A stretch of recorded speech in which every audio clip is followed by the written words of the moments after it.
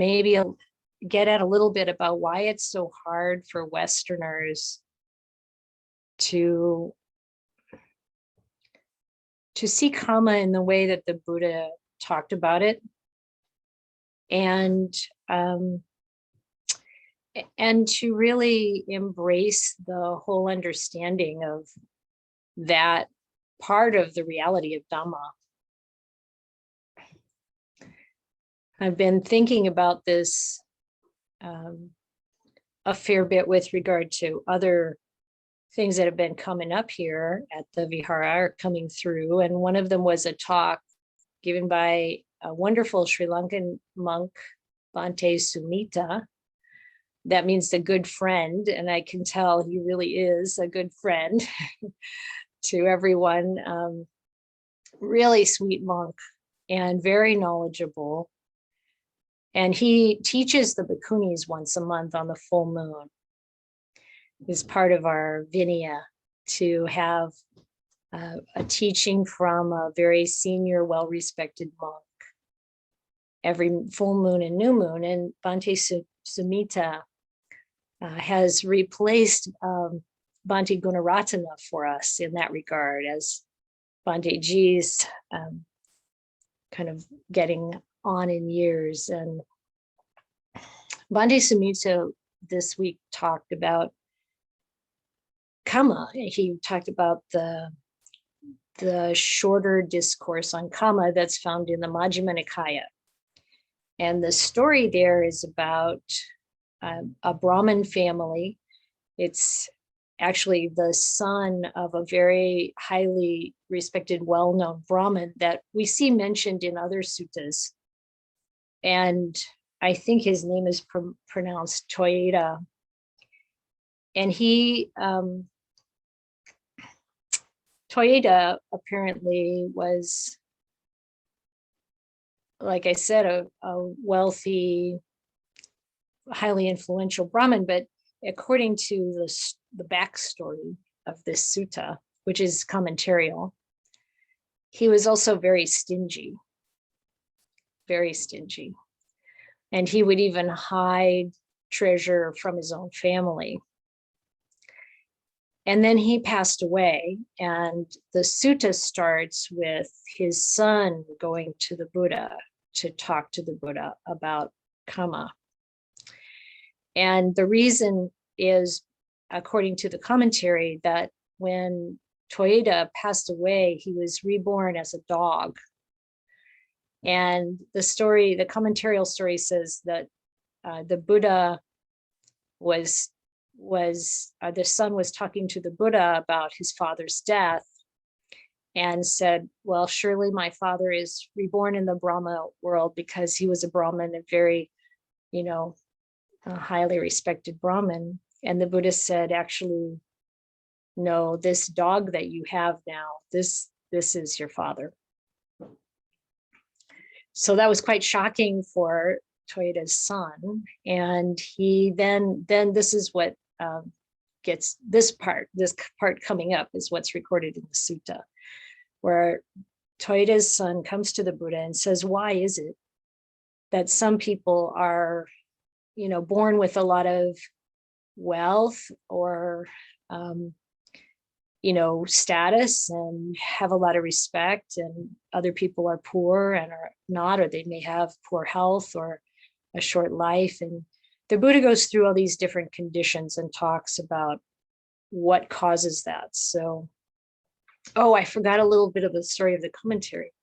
When the Buddha told Toyeda that his father was this dog, he couldn't believe it, of course. And the Buddha said, well, do you feel like your father, hold on, my computer wants to restart. We're not going to let it do that. Sorry. Said, so do you think your father hid treasure away from you? And he said, yeah, he did. We're sure. He said, ask the dog. The dog pointed out where the treasure was. So that was the final convincing that Toyeda's son had. Now, of course, all of this idea of being reborn as an animal is really hard for many Westerners to to think about. And as I said, that is the commentarial part of the story. But the sutta from the Buddha talks about the different conditions, that the ways we behave, the ways we act, sets up the causes and conditions for certain things in future circumstances. And that's something that we can observe ourselves in this lifetime. You know, some of the things that we do, we can, or that we see other people do, we can see the result. I often think of, you know, what it's like if, you know, you greet someone and you're happy and kind versus greeting them with anger, and then what the result is. You know, this is something we can identify. If we're kind and generous, then the chances are better that there are people who are going to be kind and generous to us. But of course, we can't always directly see that and verify that in this lifetime. And, you know, we can see many people who are wealthy, who, you know, supposedly had been generous previously in order to come into that kind of situation, but actually they're quite stingy and harsh. And we see, you know, other circumstances that don't seem to follow what the Buddha teaches in this particular sutta. So Bhante Sumita, you know, presented this sutta so beautifully, sweetly. And of course, he's completely clear and sure that what the Buddha's teaching there is correct. And then one of the bhikkhunis asked at the end, you know, about this. Well, and we Westerners have some problems. I mean, this bhikkhuni that spoke didn't have problems with this teaching, I'm sure, but she talked about how hard it is to help people understand this, because it's not easy to see, especially with counterexamples that we feel like we can identify. And one of the things that came up in the conversation, because Bhante basically said, yeah, I grew up in Sri Lanka. I've been a monk. I think he said something like 40 or 45 years. Now that means that he became a monk, or he became a novice monk at a very early age, because he's not that old. Many of the times I meet Sri Lankan monks who have started when they're maybe 9 or 10 or 12 years old. And they grow up in the monastery, basically. And he says, yeah, in Sri Lanka, people easily accept that whatever situation they're in is resulting from the karma of the past, the actions of the past. And, you know, whether that means you're sickly or you're healthy or you're rich or you're poor or whatever other conditions there might be. And of course, the Buddhist teaching is that it's in this present moment that we have the opportunity and the ability to change the course of that it's our choices now that affect the future. And basically, Bhante Sumita was, you know, I have to learn from you Western bhikkhunis, you know, how do we help people understand how important their actions are and how this works, this Kamma works. And one of the things that that is a concern is that if people think that, oh, someone is disabled because of their past karma, maybe they did something, that is the wrong way to pick up this teaching, you know, to look down upon someone because of their situation, that they did something wrong in the past. And I asked Bhante Sumita about that, and he said in his 45 years as a monk or whatever, he's never heard anyone do that. He's never seen anyone think badly of someone for their situation. So, you know, one wonders if he's just living a super protected life, or if in the Sri Lankan culture, the understanding of Kamma is so clear that it's, and I also get the sense of this from the Thai culture, that it's not about looking down on people for like whatever Kamma, or looking down on oneself for whatever Kamma might have been created in the past, or being upset with ourselves for what has come, just that this is the natural unfolding of things, and that we have to work with the situation that we have at hand, to deal with whatever it is, and try to do that in conformance with the Dhamma.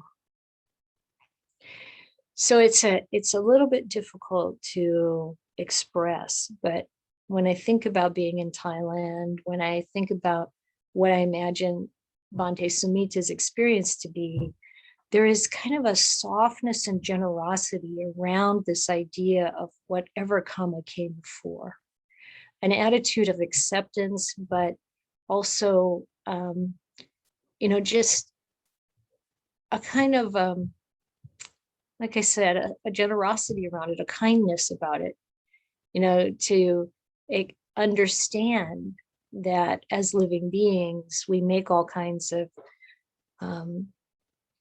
we take all kinds of actions and make all kinds of Kamma. And that it's not so simple. The Buddha teaches in many other places about how Kamma isn't so simple, as just, a person acts like this and that is the definite result, as it sounds in this particular sutta. That's why it's good to read more suttas and see the other ways of thinking about things, and that also fit into the Dhamma, and the nuances and the complexities. So I've been reflecting a little, for some time, on the strong influences here in our Western culture that cause us, perhaps cause us, or influence us in ways that bring about a resistance to the Buddhist teachings on Kamma and rebirth. And part of it, I feel, and actually another bhikkhuni brought this up in our discussion the other day, is that our culture has a tendency towards retribution rather than restoration, towards punishment rather than a kind of healing or lifting up of ourselves and others when we do things that are not in alignment with Dhamma, that are not as wholesome as we would like. And so it's something that's, I think, worth taking a look at, even from some of the very roots of our Western culture. There's a book that I was introduced to when I was in ministry school and seminary, and that was an interfaith seminary. This book was written by a Christian minister. And it's not that I particularly recommend it, because I think in many ways it doesn't reflect the way I see things now, spiritually or from a religious perspective. But it's called The Powers That Be. It's by Walter Wink. And the thing that stuck with me for, now it's over 23 years or something, was this idea that he talked about called the myth of redemptive violence. I'm going to read a couple of little excerpts here from the book. And he was talking about nonviolence, which I was very interested in since back then and probably before. But what he said, one of the paragraphs is like this. He said, "I had long since been involved in the civil rights movement and other struggles that involved nonviolence, but I had always qualified my nonviolence with the escape clause, if nonviolence fails, try violence. Not that I would use violence, of course, but others might on my behalf. I began to realize that if violence was my last resort, then I was still enmeshed in the belief that violence saves. And that meant that no matter how much I might object to any particular form of domination, I was still trusting domination and violence to bring about justice and peace. And I certainly have seen this in myself and in others who really want to use nonviolence, but not having the kind of clarity that the Buddha had. And the Buddha was unequivocal about this. He was talking about it from a place of Kamma, that when we are violent, when we are harsh, when we kill, when we are oppressive, then we will experience the results of that. And they may not be the same as what we did, because the Buddha says you don't get the Kamma back in exactly the same way. That's why we can't say, oh, someone who's got this problem, this is because they did this in the past. That's too simplistic and it's not realistic. And actually, I find that, at least the way it seems in my own life, that Kamma is quite generous. It's not, I feel like in the West, we have such a kind of tendency towards being punitive, to being punishing, that we impose that model over the teachings of Kamma. So I think that's why we have so much trouble accepting it or understanding it. We have this model deeply rooted in us about punishment. And that is not what is in the Kamma. That's not in the teachings of Kamma. It's not a punishment. It's a natural unfolding of things. That's why you can change it. You don't have to be punished for everything that you've done. And when we punish ourselves, when we beat ourselves up, we think we're going to be better, but it actually creates harm and damage inside. It doesn't make us better. It holds us back. If we can kind of start to peel away the layers of this kind of cultural imprint that we have in the West, of this kind of punishment or retribution idea, I think it could really help us. Now, I'm not trying to idealize Eastern culture and demonize Western culture in any way. Every culture's got problems, and we're all humans. We have greed, hatred, and delusion. It's rampant around the world. But when we look at the teachings of the Buddha, the way he explained the Dhamma, anybody, anywhere can be living according to it or not. And that's where we find that these teachings are actually true, and that we have anywhere in the world, regardless of what our cultural problems are, what we've inherited, this is the opportunity for us to find a better way to live in real peace and happiness. So the part that actually stuck with me in this book is where Walter Wink introduces this concept of the myth of redemptive violence. He said the story that the rulers of domination societies told each other and their subordinates is what we today might call the myth of redemptive violence. It enshrines the belief that violence saves, that war brings peace, that might makes right. It's one of the oldest continuously repeated stories in the world. And then he goes into some of the stories of very early mythology in the West. And then he says that as he was looking at this idea of the myth of redemptive violence is that somebody does something bad, and then the redemption comes from someone else putting them down, wiping them out. That's how redemption occurs.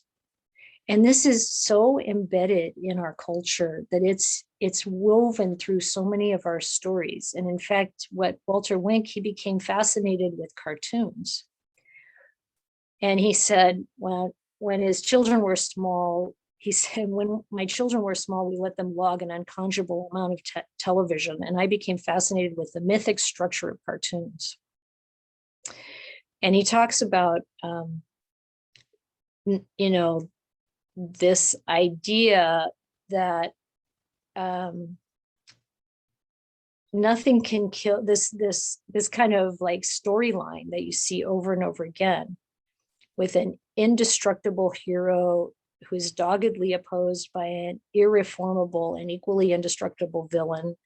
Nothing can kill the hero, though for the first 3/4 of this show or comic strip or whatever, the person suffers grievously and appears hopelessly doomed until miraculously the hero breaks free, vanquishes the villain, and restores order until the next episode.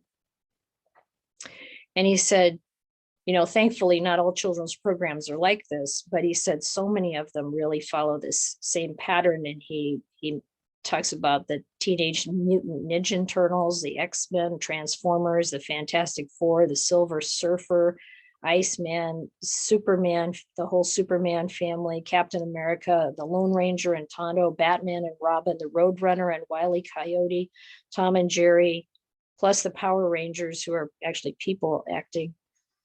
And then he talks about Popeye. Few cartoons have run longer or been more influential than Popeye and Bluto. In a typical segment, Bluto abducts a screaming and kicking Olive Oyl, Popeye's girlfriend. When Popeye attempts to rescue her, the massive Bluto beats his diminutive opponent to a pulp, while Olive Oyl helplessly wrings her hands. At the last moment, as our hero oozes to the floor, and Bluto is trying, in effect, to rape Olive Oyl, a can of spinach pops from Popeye's pocket and spills into his mouth. Transformed by this gracious infusion of power, he easily demolishes the villain and rescues his beloved.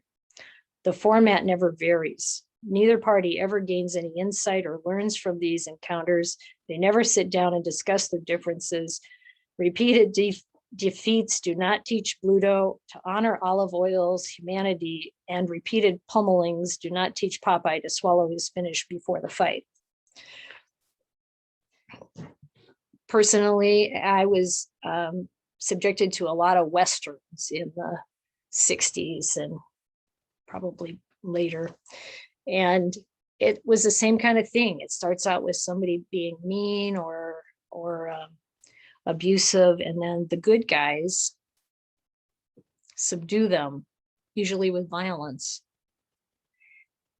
So what does this do to our mind? I mean, we can see people acting this out. And we can think, well, that's just the natural way of things. That's just how life works. Violence is part of nature. But that's why we have this opportunity to go beyond our sort of animal instincts. In Thailand, when they talk about having the 5 precepts, they say that that's what makes us human. If we don't keep the 5 precepts, we're not really truly human. I think that makes a lot of sense.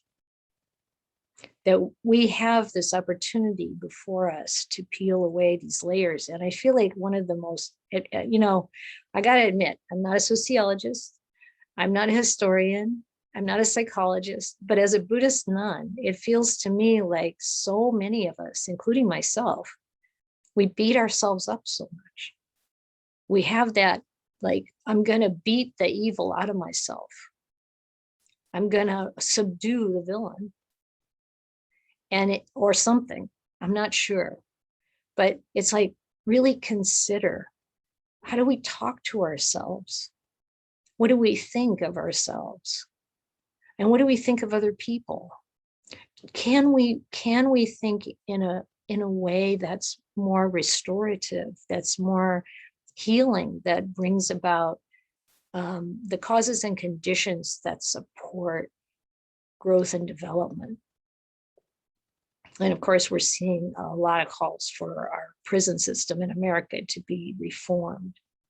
And there's a beautiful example in the Santa Clara County where the person who took over, I can't remember what the role is, but he's head of the the departments that take care of the prisons, and they're completely reforming it. So many fewer people. It's like the district attorney's office. Instead of asking, he said that one big change is, instead of asking, like, what can we, who can we convict for? What can we convict someone for? They ask, what really needs to be pulled out of society? I don't know if that made any sense, but instead of trying to incarcerate everybody who makes an offense that can be proven, they try to look at what's really dangerous to our society and who should be restrained and supported in rehabilitation. And they're actually doing this. They've got so many fewer convictions in Santa Clara County now. And it's like, this is an opportunity for us as a culture, and certainly for us as Buddhist practitioners, to look at how we treat ourselves, how we look at other people. How can we bring more love, compassion, hope? And sometimes hope is seen as a bit of I don't know, too fluffy or something for Buddhist thought. But actually hope in the sense that there is a way to recover. There's a path of spiritual recovery for anything that happens, anything that we do, anything that someone else does.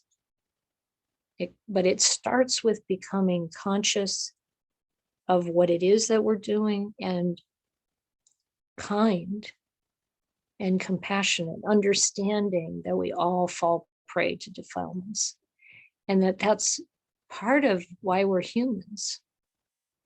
If we didn't have defilements, we wouldn't have been reborn here.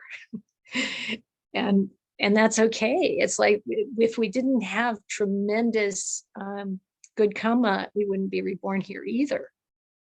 And that we get this opportunity to move in that upward direction. And the Buddha talks about this in so many ways, and the specific ways of doing it, like in the teachings on effacement in the Majjhima Nikaya, I think it's Sutta number 8, laying out exactly how to go about it. So I just want to encourage some reflection on this deeper side of, what we might have ingested frequently over decades that keeps us bound in kind of a punitive way of thinking, whether that's directed towards ourselves or to others. And this, of course, the Dhamma requires wisdom. It's not like we just, it's all fine. It's not that. But with wisdom, we solve the problems, not with violence or harshness. And we have this chance to purify the mind and really support each other. So I think I'll stop there with the comments, and let's take some time for meditation. And then I'm really looking forward to hearing what you think.